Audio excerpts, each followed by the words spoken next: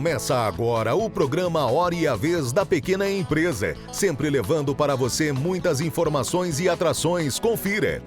O advogado Marcos Tavares Leite comentando sobre o projeto de lei que trata do restabelecimento de prazos para regularização tributária e renegociação de débitos, temas que estão em discussão no Senado Federal.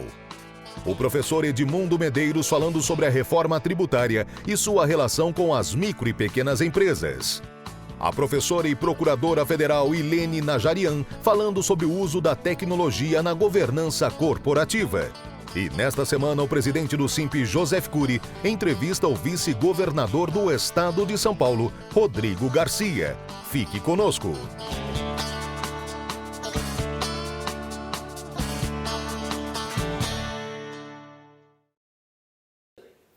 Tramita no Senado Federal o projeto de lei 4.728, de 2020, que trata do restabelecimento de prazos e oportunidade de adesão ao Programa Especial de Recuperação Tributária, ao PERT. Pelo projeto, as empresas poderiam aderir novamente a esse programa em relação a tributos vencidos até 31 de dezembro de 2020, e são várias as emendas trabalhando a questão do número de parcelas, a forma de pagamento, a forma de adesão.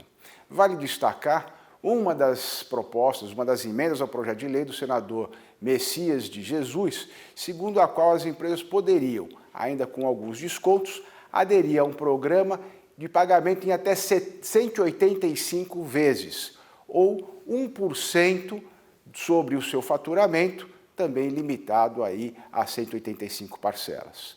O SIMP já tem feito indicações, já tem encaminhado propostas para a possibilidade de um parcelamento especial para as empresas em geral, não só optantes do Simples, com um pagamento levado ao seu faturamento por 0,5%. 1% já é uma medida bastante razoável.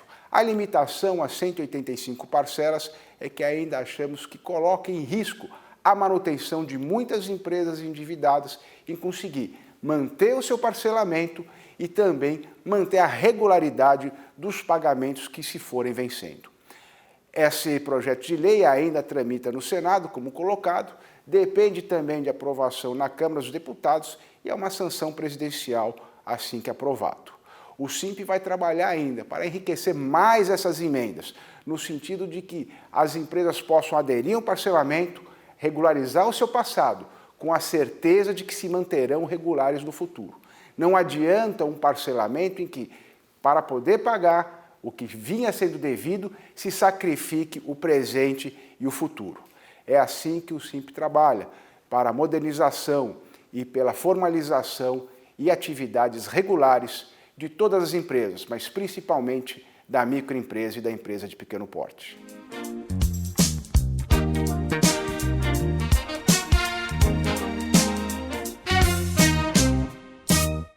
O governo federal apresentou recentemente a segunda parte da sua proposta de reforma tributária ao Congresso Nacional.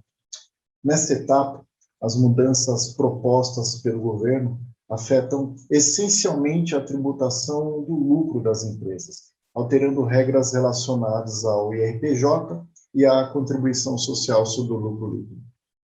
Na primeira parte da proposta governamental, as alterações impactariam principalmente a tributação incidente sobre o consumo, alterando-se regras relacionadas ao ICMS, ISS, IPI, PIS e COFINS, tributos que seriam reunidos num único imposto chamado de IBS, o Imposto sobre Bens e Serviços. O valor arrecadado com o IBS seria, posteriormente, partilhado entre União, Estados, municípios e Distrito Federal.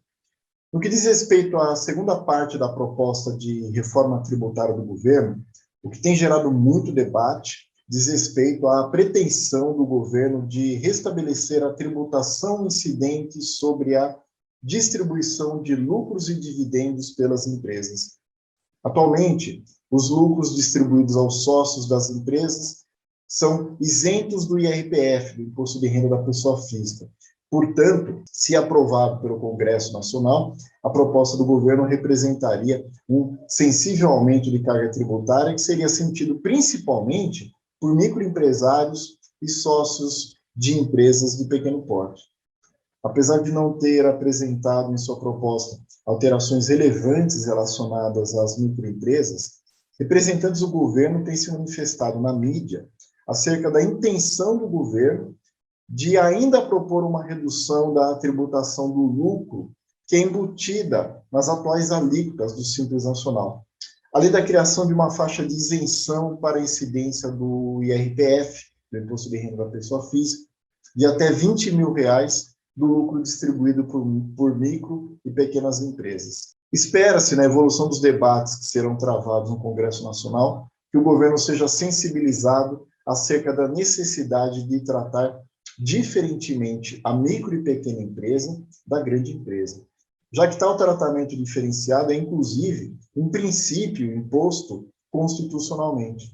Se o governo pretende, portanto, tributar lucros e dividendos distribuídos pelas grandes empresas, deve reconsiderar a sua intenção de também fazê-lo para micro e pequenas empresas. Estas, nós sabemos, já sofrem com dificuldades para obtenção de crédito, cumprimento de burocracia tributária e a competição injusta imposta pela importação de mercadorias oriundas de países que não impõem tantas dificuldades às suas empresas. Micro e pequenas empresas são grandes geradoras de empregos, mas estão longe de serem grandes distribuidoras de lucros e dividendos. Portanto, é medida de justiça que o governo ofereça a essas empresas o tratamento diferenciado determinado pela Constituição Federal, mantendo com relação às optantes pelo Simples Nacional a isenção que se pretende tirar dos lucros distribuídos pelas grandes empresas.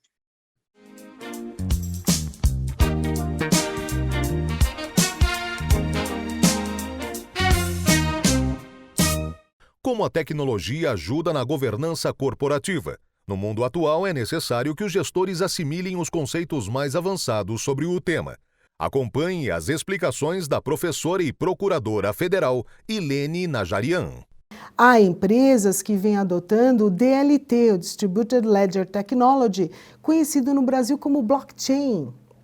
O blockchain, que é um DLT, veja bem, nem todo DLT é um blockchain, mas todo blockchain é um DLT. Vem sendo utilizado nas sociedades anônimas, o que é denominado de governança algorítmica.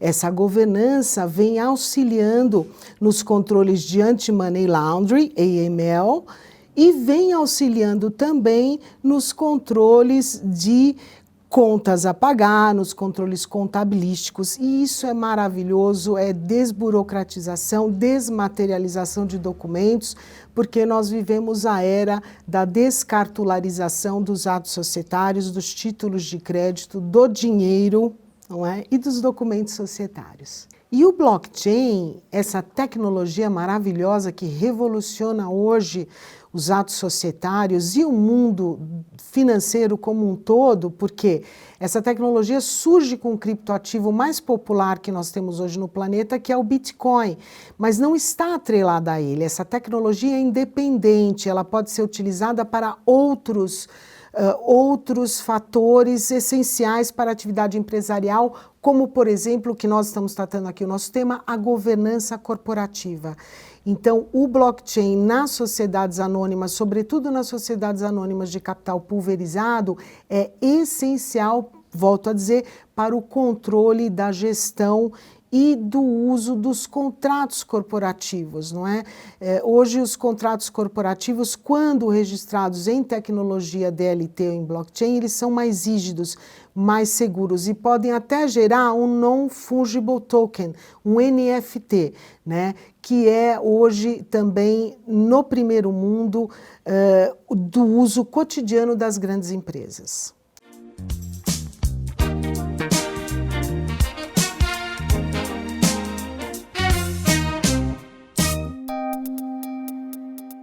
Entrevista da semana. O nosso convidado de hoje é o vice-governador eleito de São Paulo, Dr. Rodrigo Garcia. É um prazer tê-lo conosco. O prazer é meu, Cury. Agradeço mais uma vez o convite de falar aqui ao SIMP, aos associados, a todos que acompanham as ações do SINP em São Paulo e no Brasil, e falar um pouco sobre o futuro, né, Cury? Afinal de contas, a pandemia mudou as nossas vidas, mas agora nós temos uma esperança de dias melhores com a vacinação. Então, muito obrigado pelo convite. Nós que agradecemos a honrosa participação.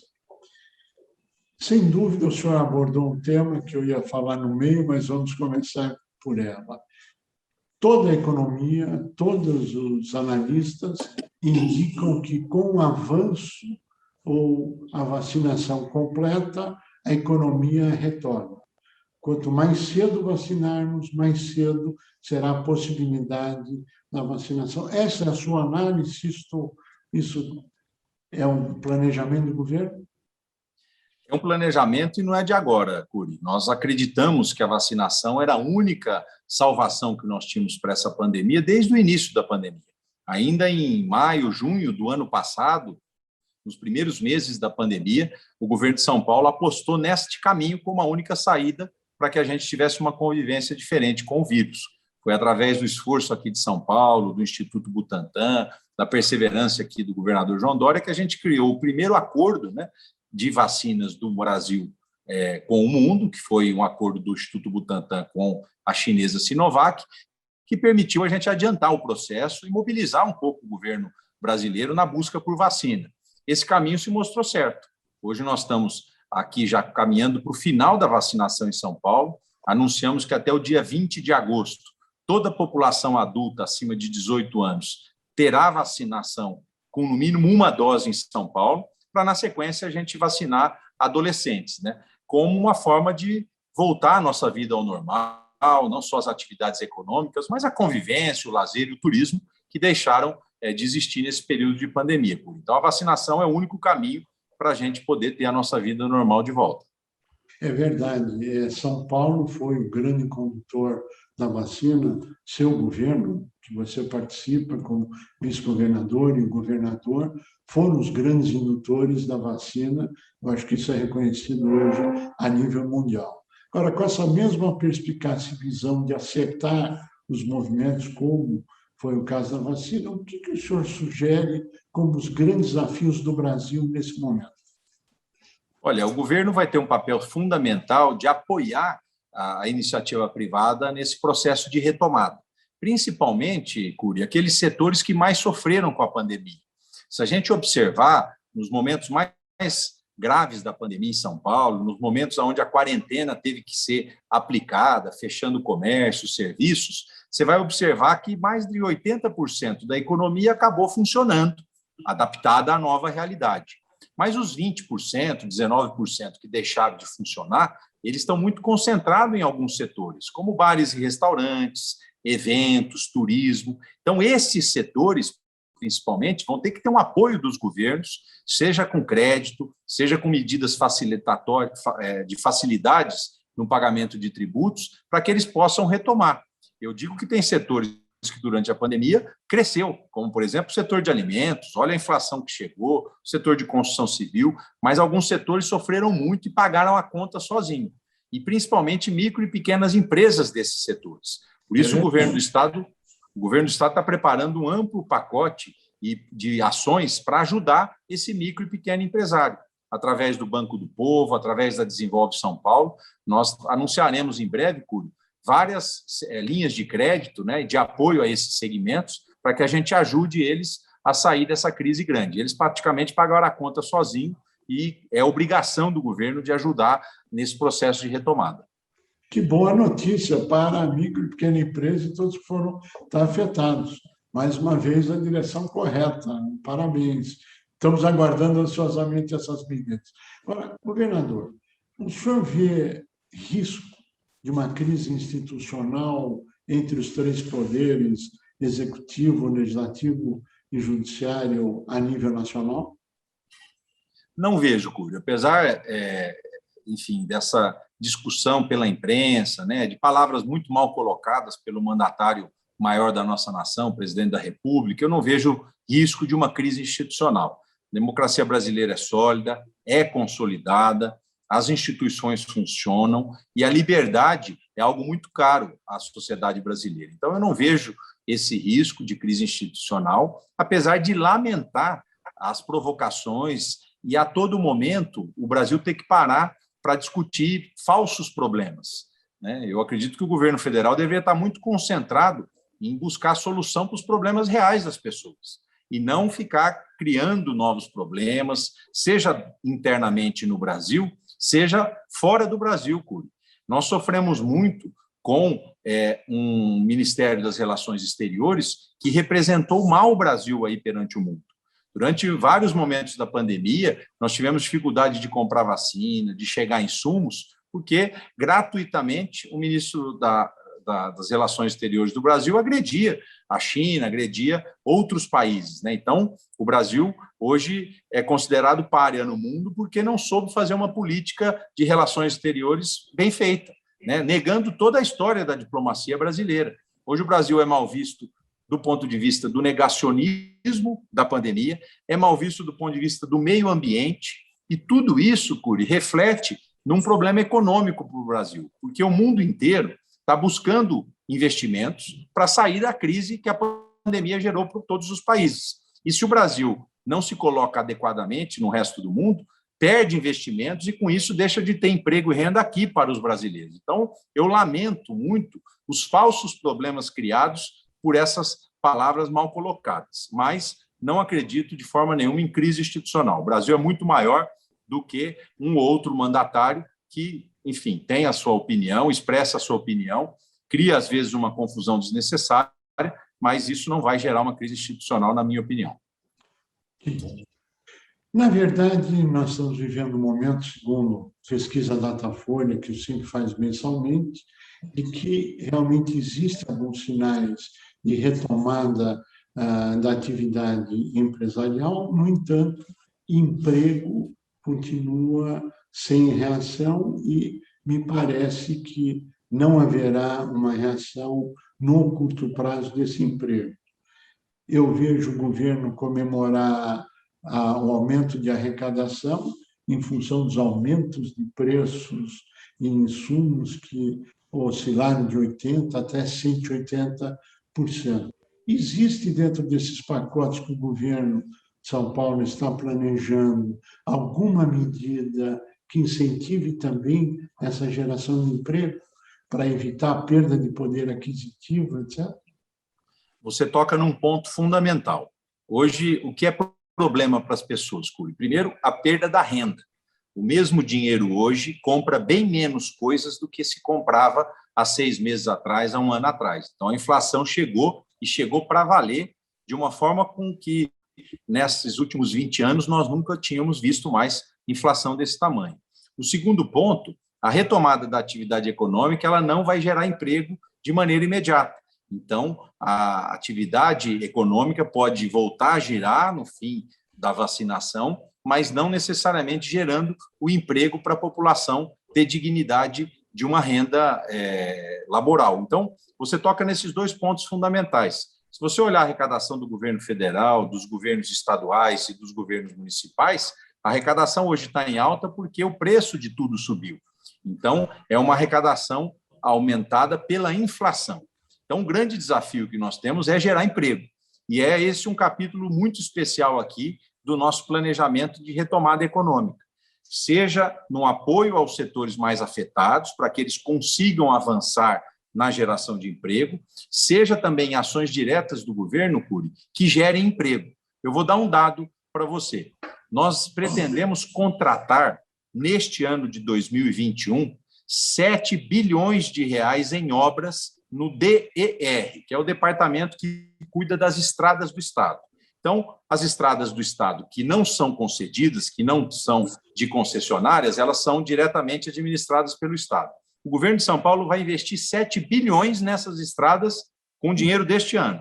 Eu estava olhando esses dias um jornal mostrando o investimento do governo federal, do Ministério da Infraestrutura, que vai ser de 4,8 bilhões de reais esse ano. E o Ministério pedindo mais 2 bilhões para o Congresso para aumentar o seu orçamento. Então, só nesse departamento de infraestrutura, São Paulo está investindo mais do que o governo brasileiro. O que significa isso? São empregos no momento das obras e depois rodovias de melhor qualidade para a competitividade de São Paulo, né? Para que a gente continue gerando emprego. Então, nós temos várias ações para ajudar a iniciativa privada, que é quem gera emprego, a gerar emprego, mas também várias iniciativas que nós vamos fazer diretamente pelo Estado para que a gente ajude nessa recuperação econômica. E eu não tenho dúvida que, mais uma vez, São Paulo vai ajudar o Brasil na retomada econômica pós-pandemia. Os números que se apresentam do crescimento nesse primeiro semestre do ano apontam que São Paulo é um ponto fora da curva nesse crescimento. Isto é real? É real, Cury. Nós temos, desde 2019, uma mudança, uma inversão no Produto Interno Bruto de São Paulo. Em 2019, São Paulo cresceu 2,8% versus 0,9% do crescimento brasileiro. As pessoas esquecem, mas mesmo antes da pandemia, o Brasil andava de lado, não chegou a crescer nem 1% no ano de 2019. Já no ano de 2020, o Brasil caiu praticamente 4,5%, uma queda brusca no PIB do Brasil. E São Paulo cresceu 0,4%, ou seja, uma diferença de quase 10 vezes entre crescimento e decréscimo do PIB nacional. E esse ano nós estamos projetando um PIB mais do que o dobro do PIB brasileiro. E o PIB, basicamente, é emprego e renda, né? É geração de riqueza para as pessoas. Então, nós estamos muito focados em decisões acertadas para que a gente consiga apoiar a população na busca desse emprego. E eu não tenho dúvida que São Paulo continuará dando bons exemplos de um governo que tem responsabilidade fiscal e que tem políticas públicas para a geração de emprego. A nossa última pergunta, porque estamos chegando ao final do nosso tempo, qual o maior desafio, na sua avaliação, os maiores desafios hoje a nível Brasil? Acho que concluir a vacinação da população, esse é o maior desafio. O Brasil poderia já estar mais adiantado nessa vacinação, isso nos daria uma expectativa de vida normal, consequentemente, a retomada econômica. O Brasil atrasou a vacinação, isso atrapalhou muito a economia. Então, é um grande desafio concluir a vacinação. Deixar a vacinação de 2022 pronta. São Paulo já está pensando nisso. Todos os médicos e epidemiologistas que você conversa diz que terá que se ter uma campanha de vacinação todos os anos contra a Covid. Então, a gente, aos trancos e barrancos, fez o primeiro ano de vacinação, mas 2022 está aí. Então, nós temos que preparar a vacinação de maneira regular para toda a população do Brasil. Mais uma vez, São Paulo vai ajudar o Brasil, porque o Instituto Butantan está desenvolvendo a segunda vacina, a Butanvac, que é uma vacina mais barata e com insumo 100% nacional. Nós não vamos depender de outros países. Então, o desafio é terminar rapidamente a vacinação em 2021 e deixá-la pronta, sem sobressaltos e sem atraso em 2022.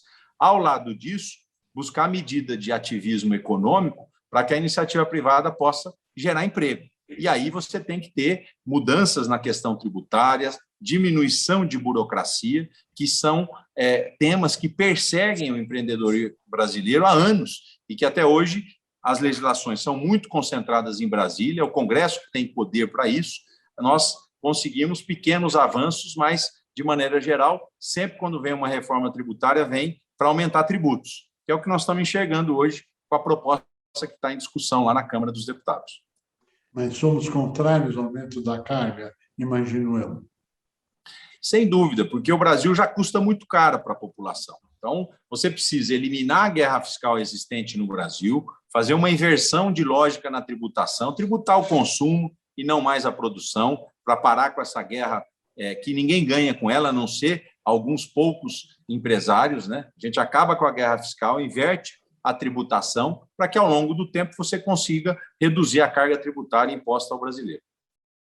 Doutor Rodrigo Garcia, nós queremos agradecer muito a sua participação, desejar pleno êxito, porque o seu êxito do seu governo é o sucesso de toda a sociedade e o desenvolvimento do Brasil. A você que esteve conosco, o nosso mais profundo agradecimento, com a certeza que estaremos juntos na semana que vem. Até lá! Com o avanço da tecnologia digital, as informações estão na palma da mão. Vídeos, e-books, tutoriais, podcasts. Mas de que serve tanta informação se nós não temos tempo para filtrar o que realmente é de qualidade? Os cursos à distância da Capta têm curadoria e são focados no desenvolvimento pessoal e profissional. No que você é bom, para a Capta te deixar ainda melhor. Modernize o seu conhecimento e aplique no seu dia a dia.